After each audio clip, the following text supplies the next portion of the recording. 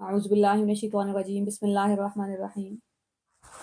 زندگی میں جب اتنی الجھ گئی ہو زندگی کہ آپ کو سمجھ نہیں آ رہا کہ کس سرے کو پکڑنا ہے اور اب اس کو ٹھیک کرنا شروع کرنا ہے، تو دوبارہ رسول اللہ صلی اللہ علیہ وآلہ وسلم کی زندگی تک جانا ہوتا ہے 1400 سال پہلے، یا ان کی زندگی کو 1400 سال بعد یہاں لا کے کھڑا کر کے دیکھنا ہوتا ہے کہ کہاں سے شروع کروں۔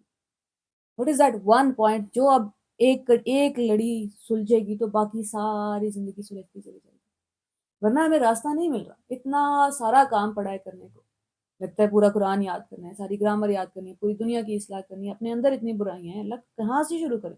ہزاروں مسئلے ہیں، ہزاروں پرابلم ہیں۔ اب دوبارہ آ جائیں گے تاریخ میں، رسول اللہ صلی اللہ علیہ وآلہ وسلم کو سب سے پہلی کمانڈ کیا ملی تھی، وہیں سے ہم بھی شروع کریں گے۔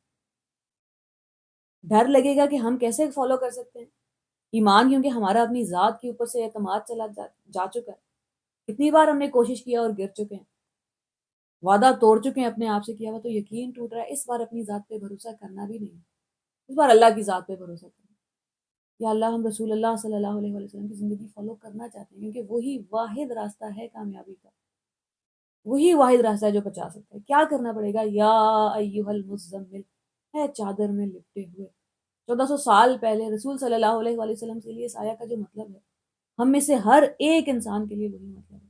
اللہ تعالیٰ کا الحکیم ہے نا، وہ حکمت سے بھرا ہوا ہے یہ قرآن۔ کیوں آپ کو ہر جگہ یا ایھا النبی بول کے یا رسول اللہ صلی اللہ علیہ وسلم کا نام لے کے کمانڈز کیوں نہیں ملتی قرآن میں؟ ورنہ پورا قرآن یا آدھے سے زیادہ قرآن ہم سب کے لیے irrelevant ہو جاتا ہے کہ رسول اللہ صلی اللہ علیہ وآلہ وسلم سے بات ہو رہی ہے بس۔ کیوں اللہ تعالیٰ پروناؤنز میں بات کر رہے ہیں رسول صلی اللہ علیہ وآلہ وسلم؟ یا ایھا المزمل قم، کھڑے ہو جائیے۔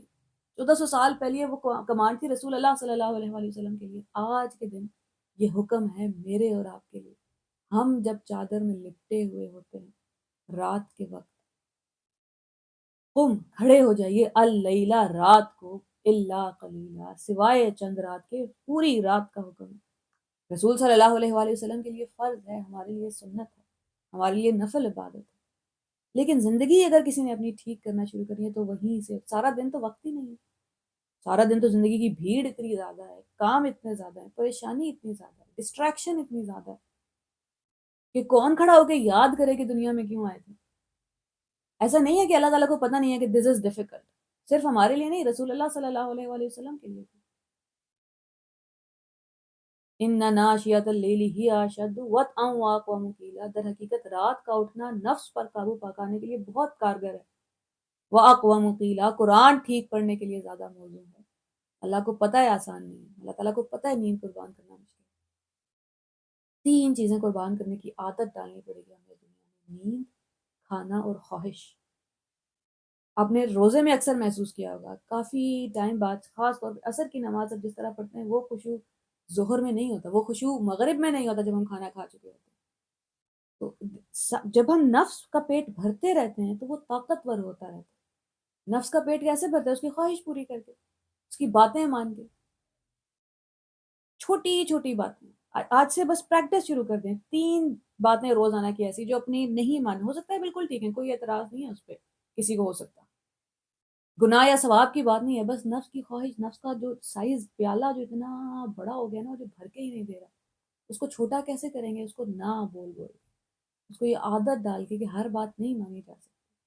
سکون کی تلاش میں نہیں آئے تھے ہم اس دنیا میں، آرام اور سکون میں بھی بڑا فرق ہے۔ آپ ساری زندگی آرام کر رہے ہو، آپ کے اندر ایسی بے چینی ہوتی ہے کہ آپ کو سکون نہیں کرنے دیتی۔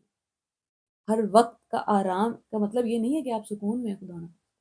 یا ایھا المزمل، ہر وہ انسان جو یہ سورہ سن رہا ہے اس سے مخاطب ہے اللہ تعالیٰ، چادر میں لپٹے ہوئے۔ کبھی ہم غم چھپانے کے لیے چادر میں لپٹ جاتے ہیں، کبھی دنیا سے تھک کے چادر میں چھپنے کی کوشش کرتے ہیں، کبھی پریشانی میں چادر میں چھپ رہے ہوتے ہیں، کبھی اپنے مسئلوں سے بھاگ کے اپنا سر چھپا رہے ہوتے ہیں، کبھی اپنے آنسو چھپا رہے ہیں، کبھی سارے دن کی تھکان چھپا رہے ہیں۔ دس از امیزنگ کہ آپ 10 سے 15 سال کے بچوں سے بات کریں اور 30 بچوں کی کلاس میں 28 بچے ہاتھ کھڑا کر لیں کہ وہ ہر روز رات کو رو کر سوتے ہیں۔ اتنے بچوں کی زندگی میں کون سی مصیبت آ رہی ہے؟ آ تو رہی ہے، وہ آنسو جھوٹے نہیں ہیں، وہ چہرے جھوٹے نہیں ہیں۔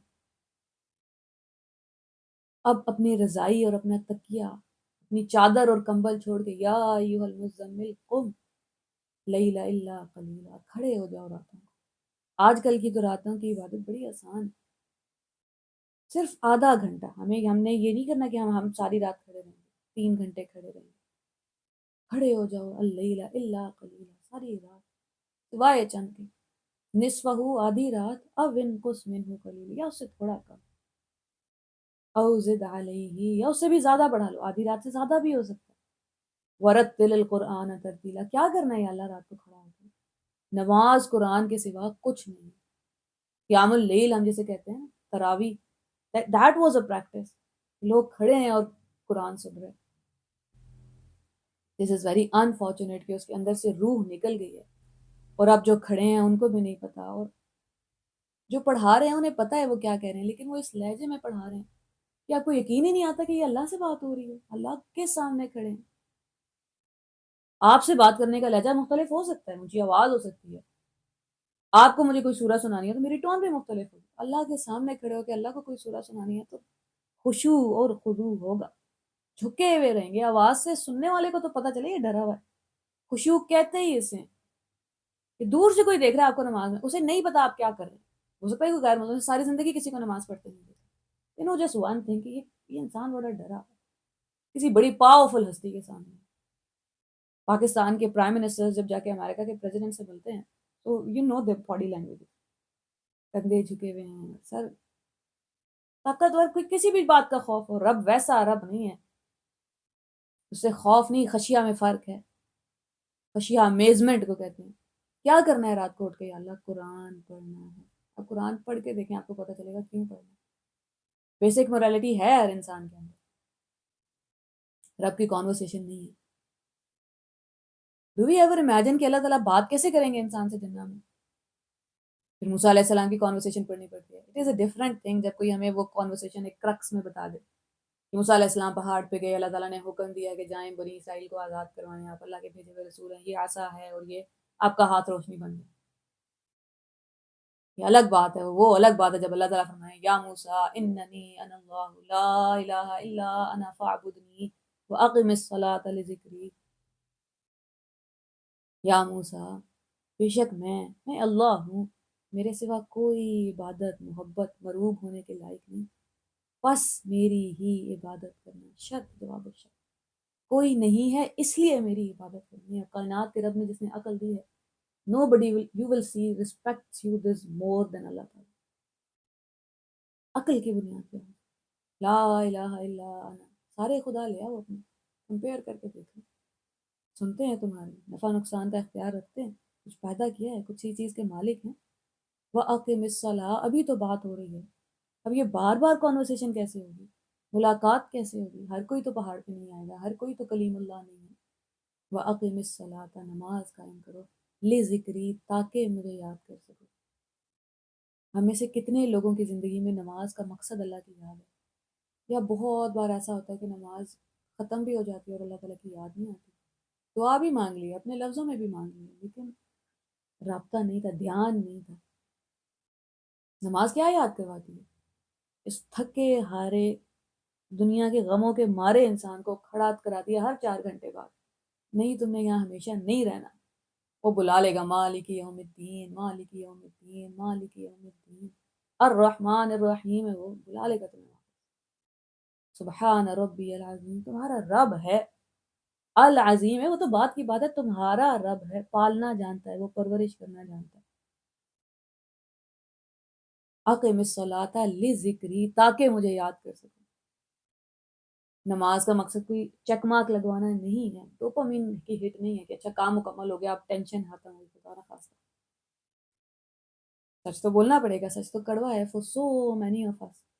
نماز کا مطلب ایک ذمہ داری تھی، ذمہ داری ادا ہوگی، چلو اب ریسٹ کریں، now I can do what I want, لذکری، تاکہ مجھے یاد کر سکو، تاکہ دنیا پہ آنے کا مقصد یاد کروایا جائے۔ کوئی لمحے ہوتے ہیں زندگی میں جب آپ کو دنیا کی حقیقت نظر آ رہی ہے، جب آپ کو یہاں کا سارا جھوٹ اور دھوکہ دکھ رہا ہوتا ہے، جب آپ کو دکھ رہا ہوتا ہے کہ یہ ساری رنگینی دھوکہ ہے، قیامت کا دن انتظار کر رہا ہے، بہت بڑے امتحان میں ہیں ہم، یہ صبح شام آسان نہیں ہے.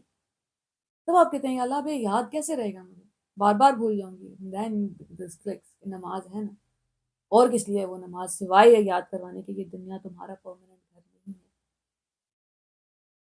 ہر روز اپنے نفس پہ پہلا قدم، سب سے بھاری قدم ہی رکھ دیتے ہیں.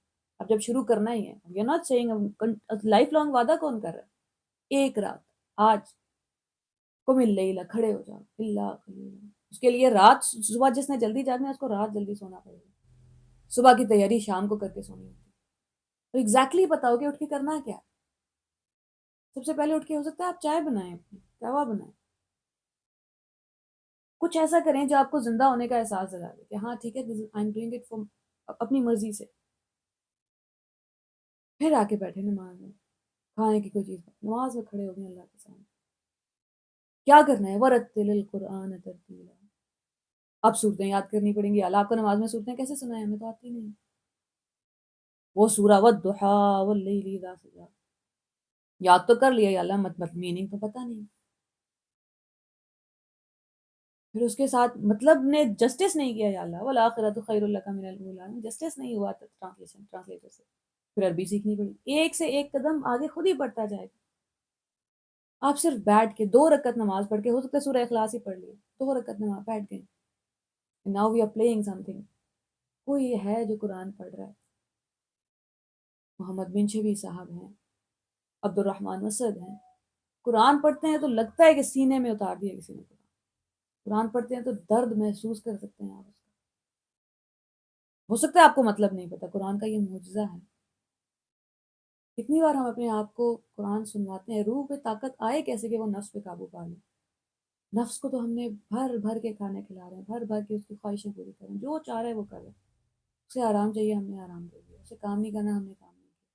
وہ غصے میں ہے، وہ کسی سے بات نہیں کرنا چاہ رہا. ہمارے پاس یہ آرگیومنٹ ہے، ہمیں لگتا ہے بڑا سالڈ آرگیومنٹ ہے. میرا موڈ خراب تھا. ان السمع والبصر والفؤاد کل اولئک کان عنہ مسئولا. سماعت، بصارت اور اپنے ایکسائٹیڈ یا وہ جو ہارٹ ہے نا جو جل رہا ہے، اس کا جواب دینا پڑے گا. Is this difficult? Life is difficult. کس نے وعدہ کیا کہ آسان ہونے والا؟ فَإِنَّ مَعَ الْعُسْرِ يُسْرًا. بے شک مشکل کے ساتھ آسانی ہے، اور وہ مشکل ہم جا کے چنتے.